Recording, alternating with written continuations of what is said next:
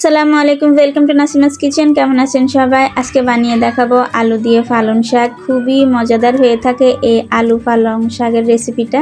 তো এখানে আমি নিয়ে নিলাম 3 পালং শাক। এখন আমি এগুলোকে একটু বড় করে কেটে নিব। তারপরে এগুলোকে আমি ধুয়ে নেব। ধোয়া হয়ে যাওয়ার পরে আমি এগুলোকে ছোট ছোট করে কেটে নিব।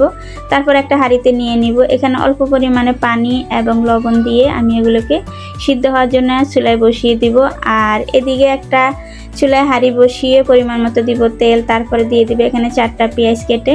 পেঁয়াজটা একটু ভেজে নিব। ভাজা হয়ে যাওয়ার পরে দিয়ে দিব আমি 2টো টমেটো কেটে। এখন টমেটোটাকেও আমি ভেজে নিব। তারপরে দিয়ে দিব 1 টেবিল চামচ আদা রসুন বাটা।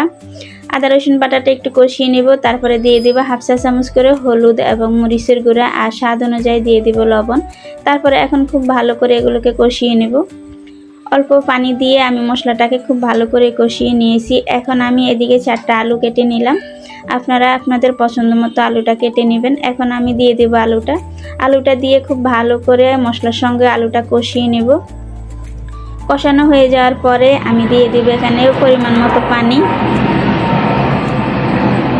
পানিটা দিয়ে একটু নেড়ে দিব। তারপরে আমি ঢেকে রান্না করব যতক্ষণ না পানিটা শুকিয়ে আসবে, ততক্ষণ পর্যন্তই অপেক্ষা করব। তারই মাঝে আমার আলুটাও সিদ্ধ হয়ে যাবে।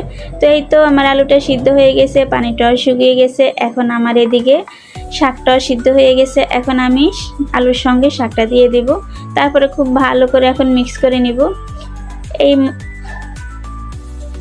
এর সাথে আমি দিয়ে দিয়েছি 4টা কাঁচামরিচ কেটে, সেটা ক্যামেরার বাইরে করে নিয়েছি। তো এখন আমি ঢেকে এটাকে রান্না করব প্রায় 10 মিনিট ধরে।